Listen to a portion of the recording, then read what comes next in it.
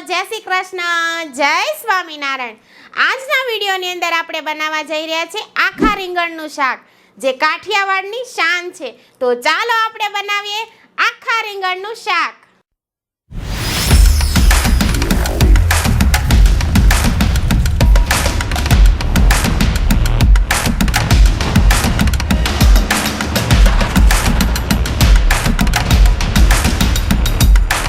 સૌપ્રથમ આપણે 250 ગ્રામ તાજા રીંગણ લઈશું। રીંગણ ભરવા માટેની મસાલાની રેસીપી આપણે 2 ચમચી સિંગદાણા લેવાના છે, ત્યારબાદ તલ, ત્યાર પછી લીલી તુવેરના દાણા, ત્યારબાદ ધાણા જીરું, ત્યારબાદ મીઠું, ત્યાર પછી હળદર, ત્યાર પછી હિંગ, ત્યારબાદ આખું જીરું, ત્યારબાદ લીલા ધાણા, ત્યારબાદ કાશ્મીરી લાલ મરચું અને ખાંડ, 1 બાઉલ જેટલું તેલ, ત્યાર પછી આ મસાલાઓ તજ, તમાલપત્ર, લવિંગ, ભાતિયા અને તીખા, ત્યાર પછી આ એવરેસ્ટનો સબ્જી મસાલો, અડધી વાટકી જેટલા સિંગદાણા જેને આપણે ક્રશ કરી લઈએ,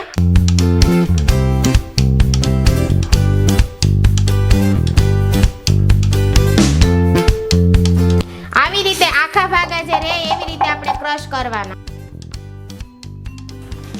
3 ચમચી જેટલા લીલી તુવેરના દાણા, 3 ચમચી જેટલા તલ જેને આપણે ખાંડી લેવાના। હવે આપણે આ બધી વસ્તુને ખાંડી લઈએ, આવી રીતે આપણે ખાંડી લેવું। આ 4 ચમચી આપણે સિંગદાણા છે જેને ક્રશ કર્યા હતા તેની અંદર આપણે આ ખાંડીની અંદર ખાંડેલા લીલી તુવેર, તલ અને જીરું એને આપણે નાખી દઈએ 4 ચમચી જેટલા। ત્યાર પછી આપણે 1.5 ચમચી જેટલું ધાણા જીરું નાખવાનું, અડધી ચમચી જેટલી હિંગ નાખવાની, અડધી ચમચી જેટલી હળદર નાખવાની, 2 થી 2.5 ચમચી જેટલું કાશ્મીરી લાલ મરચું, તમે જેટલું તીખું ખાતા હો એટલું પસંદ કરવાનું, અડધી ચમચી જેટલી ખાંડ નાખી જે મસાલાને બેલેન્સ કરી લે, અને સ્વાદ અનુસાર મીઠું, 1 વાટકી જેટલા આપણા લીલા ધાણા તે ધોઈને નાખી દઈએ, અને આની અંદર 1 થી 1.5 પાવડા જેટલું તેલ નાખી દઈએ અને મસાલાને મિક્સ કરી લઈએ। આ બધા મસાલાને આપણે મિક્સ કરી લઈએ અને પછી આપણે રીંગણ જે છે તેની અંદર ભરી લઈએ।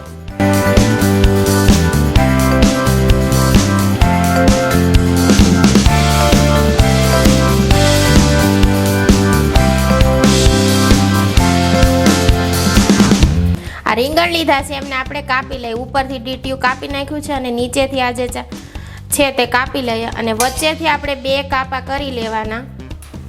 રીંગણને જોઈ લેવાનું સડેલું કે ઈયળવાળું નથી ને, પછી આપણે આ બધા રીંગણને આવી રીતે કાપા કરી લીધા છે અને એને પાણીમાં મૂકી દઈએ જેનાથી આપણા રીંગણ કાળા નહીં પડે। અને હવે આપણે મસાલો બધો ભરી લઈએ। તો હવે આપણે આ બધા રીંગણનો મસાલો ભરી લઈએ।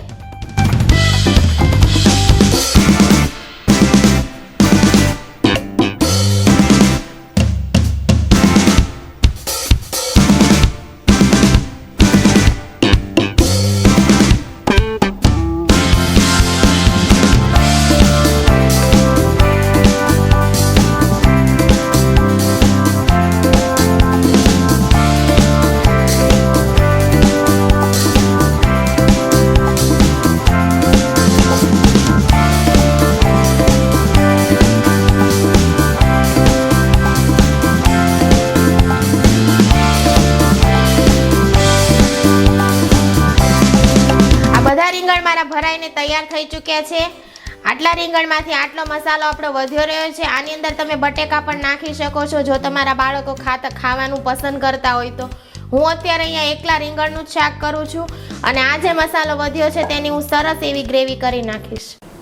સૌપ્રથમ આપણે આ કઢાઈ મૂકી દઈએ, જો આ કઢાઈમાં ન કરવું હોય તો આપણે આ તવી મૂકી દઈએ, જો આ તવીમાં ન કરવું હોય તો આપણે બેસ્ટ છે કુકરમાં કરી લઈએ, કેમ કે મારી ઘરે મહેમાનો આવ્યા છે એમને 5 મિનિટમાં રીંગણનું શાક ખાવું છે તો સૌથી બેસ્ટ ચીઝ છે આ કુકર, અને સારામાં સારું બની જાય છે, ઝડપીથી બની જાય છે, સ્વાદમાં પણ સારું લાગે છે અને ફટાફટ બની જાય છે। તો હું અત્યારે કુકરમાં બનાવવાનું પસંદ કરીશ। આ મીડિયમ ગેસ રાખ્યો છે અને 1 બાઉલ જેટલું આપણે તેલ નાખી દઈએ। તેલ આવે ત્યાં સુધી આપણે એમને રેવા દઈએ।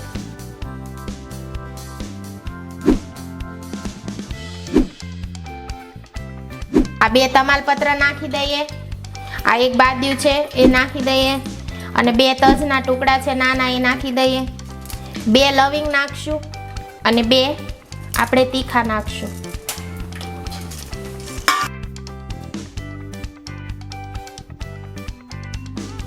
હવે આપણે આ રીંગણ જે ભરેલા છે તેમને નાખી દઈએ અને ગેસ એકદમ ધીમો કરી નાખવાનો.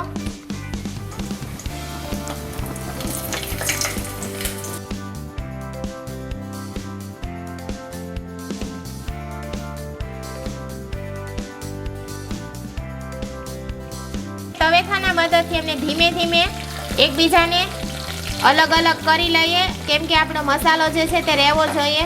અને એમને ધીમા ગેસ ઉપર એમને રહેવા દેવાના 5 મિનિટ સુધી, સાંતળવા દેવાના રીંગણને. 5 મિનિટ સુધી આપણે એમને ઢાંકી દઈએ. ડીશ મૂકી ડીશની ઉપર થોડુંક પાણી રેડી દેવાનું. અમને ધીમા ગેસ ઉપર 5 મિનિટ સુધી રહેવા દેવાનું. 5 થી 6 મિનિટ થઈ ગઈ છે. આ પાણી આપણું ગરમ થઈ ગયું છે, અંદર રીંગણ થોડાક સતળાઈ ગયા છે. અને આ સાઈડ ઉપર જે રીંગણ જે વચ્ચે હોય તેની ઉપર પાણી નહીં નાખવાનું, સાઈડ ઉપરથી આપણે પાણી નાખવાનું, જેનાથી રીંગણનો મસાલો એમને જળવાઈ રહે. આપણે 1 થી 1.5 ગ્લાસ જેટલો આમાં પાણી નાખશું. આપણે આ જે મસાલો વધ્યો હતો એ આની અંદર આપણે મિક્સ કરી લઈએ ગ્રેવી બનાવવા માટે.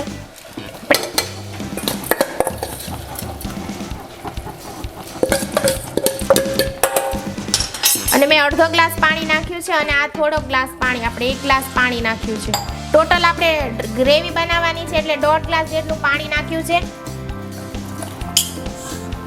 અને હવે આપણે કુકરને ઢાંકી દઈએ. હવે આ કુકરને ઢાંકી લઈએ અને 3 સીટી આપણે થવા દઈએ.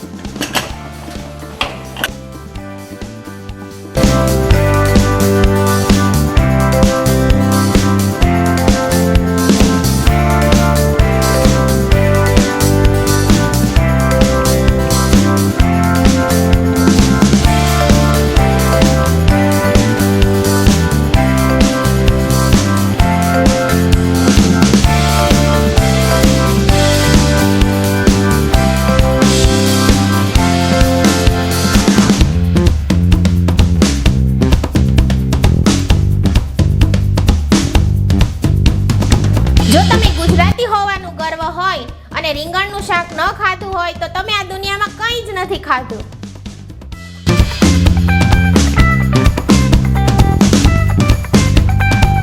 જો તમને મારો વિડીયો પસંદ આવ્યો હોય તો લાઈક કરો, કોમેન્ટ કરો અને શેર કરો અને મારી ચેનલને સબસ્ક્રાઇબ કરો અને બેલ આઇકન દબાવવાનું બિલકુલ પણ ન ભૂલો.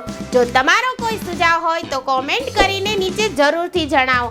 તો ચાલો આપણે મળીએ એક નવી વાનગીની સાથે નેક્સ્ટ વિડીયોમાં.